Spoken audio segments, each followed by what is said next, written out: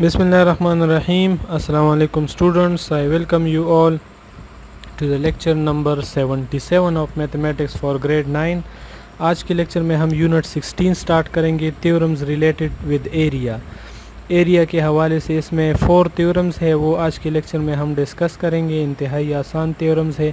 पहले 2 थ्योरम्स जो है वो पैरेललोग्राम के एरिया के हवाले से है, बाकी 2 थ्योरम्स वो ट्राइंगल के एरिया के हवाले से है। 16.1 थ्योरम का स्टेटमेंट है parallelogram on the same base and lying between the same parallel lines. Lying between the same parallel lines का मतलब है कि are of the same altitude, जिनका अल्टीट्यूड सेम हो, मींस कि हाइट उनकी सेम हो। हाइट सेम हो का मतलब ये कि यही पैरेलल लाइंस के दरमियान लाई कर रहे, उनका एरिया इक्वल हमने शो करना है। 2 पैरेललोग्राम है, एक A B C D parallelogram है, ए बी सी डी, एक ये पैरेललोग्राम है, दूसरा है ए बी जी एच। दोनों का बेस सेम है, उनका अल्टीट्यूड सेम है, मींस कि एक ही 2 पैरेलल लाइन यानी एक्स वाई और पी क्यू के दरमियान लाई कर रहे। इनका एरिया हमने इक्वल शो करना है। A B C D A B G H are 2 parallelogram having the same base A B and lying between the 2 parallel line xy and pq, means both have the same altitude. We need to prove that the area of these 2 triangles are equal.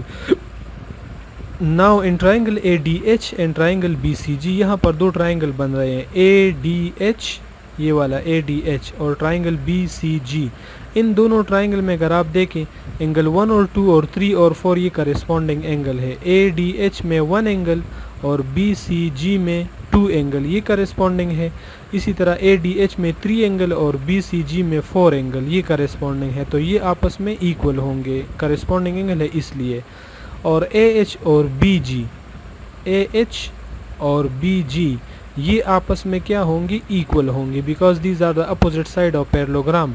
तो जब ये equal हो गए तो side angle side की वजह से दोनों ट्राइंगल आपस में कांग्रुएंट होंगे, और जब दोनों ट्राइंगल कांग्रुएंट हो गए तो इन दोनों का एरिया इक्वल होगा, दोनों ट्राइंगल्स का एरिया।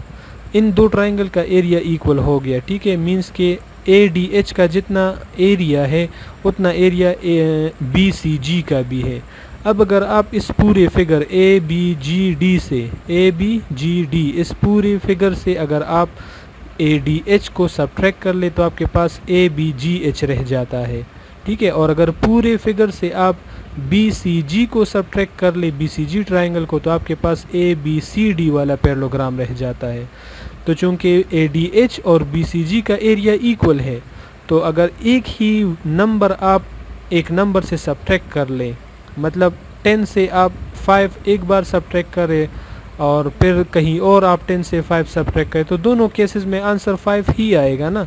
मतलब अगर ये पूरा एक डायग्राम है, इससे आप इक्वल एरिया वाले 2 पार्ट्स सब्ट्रैक्ट कर लें, इस पूरे डायग्राम से आप ADH सब्ट्रैक्ट कर लें तो जो रह जाता है वो, या BCG सब्ट्रैक्ट कर ले उसके बाद जो रह जाता है वो दोनों तो इक्वल होंगे क्योंकि आपने इक्वल पार्ट्स उससे सब्ट्रैक्ट किए हैं। ये आप देखिए, subtracting each triangle from the whole figure ABGH we get quadrilateral ABCH minus ADH equal to quadrilateral ABCH minus BCG. These are equal to parallelogram ABCD is congruent to parallelogram ABGH. तो ये हमारा equal हो जाएगा, और जब ये दोनों congruent होंगे तो इनका एरिया इक्वल हो जाएगा और रिजल्ट प्रूव हो जाएगा।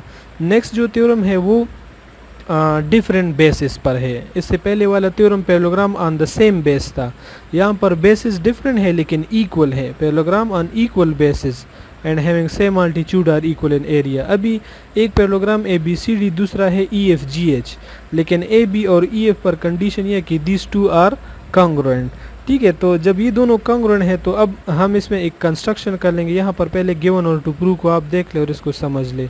ABCD EFGH are 2 parallelogram having the same altitude, means के they are lying between the same parallel lines AB and EF, AB और EF are congruent, parallel line PQ और RS है।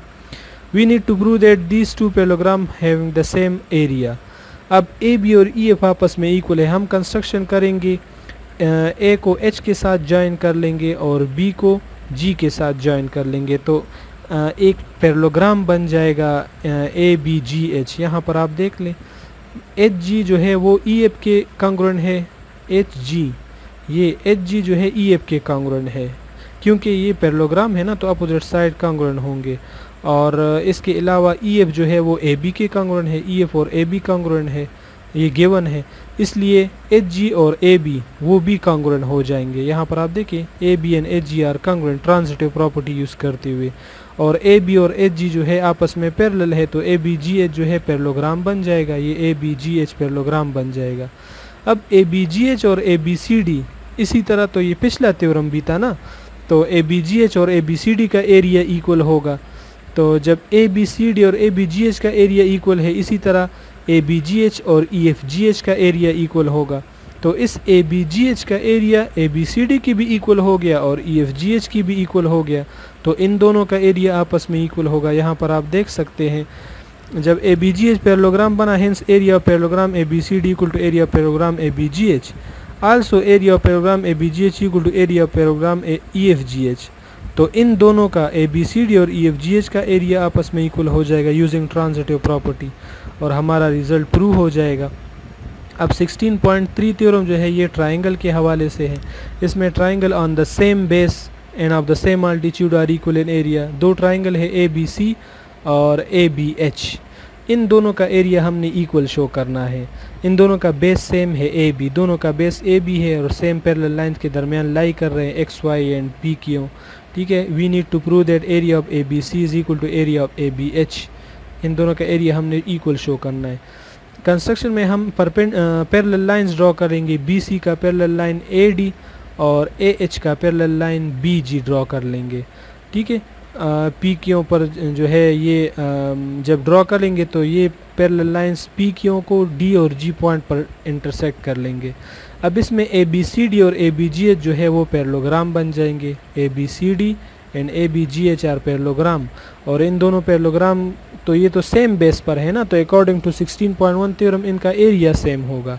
ABCD का जितना area है उतना एरिया ABGH का भी होगा। अब अगर आप देखिए ABCD का एरिया जो है ये AC इस पैरेललोग्राम का डायगोनल है, और डायगोनल पैरेललोग्राम को दो कांग्रुएंट ट्राइंगल्स में डिवाइड करता है। सो इस ABC का जो एरिया है this will be half of the area of parallelogram ABCD, और इसी तरह ये जो BH है ये डायगोनल है ABGH पैरेललोग्राम का। ABGH एक पैरेललोग्राम है, BH उसका डायगोनल है, तो ये BH इस पैरेललोग्राम को हाफ में डिवाइड करेगा, टू हाफ्स में। तो इसी तरह ट्राइंगल ABH का एरिया जो है वो इक्वल होगा half of the area of parallelogram ABGH। यहाँ पर आप देख सकते हैं एरिया ऑफ पैरेललोग्राम ABCD और area of parallelogram ABGH equal होंगे। So area of triangle ABC is equal to half of the area of parallelogram ABCD, क्योंकि diagonal bisect parallelogram. Similarly area of triangle ABH is equal to half of the area of ABGH, इसके लिए भी वही same reason है। अब दोनों का area जो है वो हाफ हाफ की इक्वल है, और इन दोनों का एरिया आपस में इक्वल है, ये दोनों आपस में इक्वल है, और तो इनके हाफ हाफ भी आपस में इक्वल होंगे, और इनके हाफ हाफ ABC और ABH है, तो इनका एरिया आपस में इक्वल हो जाएगा और हमारा रिक्वायर्ड रिजल्ट वो प्रूव हो जाएगा। लास्ट थ्योरम जो इस चैप्टर का है 16.4 थ्योरम, उसमें ट्राइंगल ऑन इक्वल बेसिस है। इससे पहले सेम बेस थे, अभी इक्वल बेस पर दो ट्राइंगल है ABD एंड KLM। KLM और ABD दोनों के बेसिस इक्वल है, AB and KL are congruent, ये हमें गिवन है।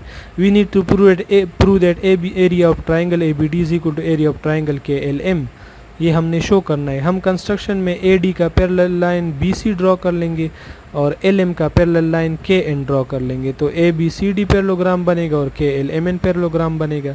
तब इस पर 16.2 थ्योरम अप्लाई कर लें, parallelogram on equal basis and of the same altitude are equal in area, so ABCD का एरिया और KLMN का एरिया इक्वल हो जाएगा।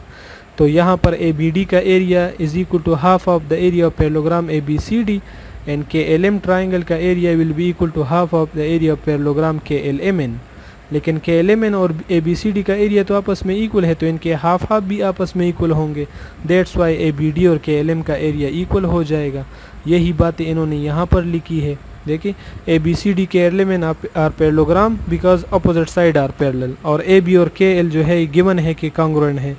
So both the parallelogram having the same altitude and equal basis, so their area will be equal. देखिए दोनों का area आपस में इक्वल है। ABD का area will be half of area of parallelogram ABCD and KLM का area will be equal to half of the area of parallelogram KLMN। लेकिन ABCD और KLMN का एरिया इक्वल है तो इनके हाफ हाफ भी आपस में इक्वल होंगे, और इनके हाफ ऑफ ट्राइंगल ABD और ट्राइंगल KLMN है तो इनका एरिया भी आपस में इक्वल हो जाएगा और हमारा रिज़ल्ट जो है वो प्रूव हो जाएगा।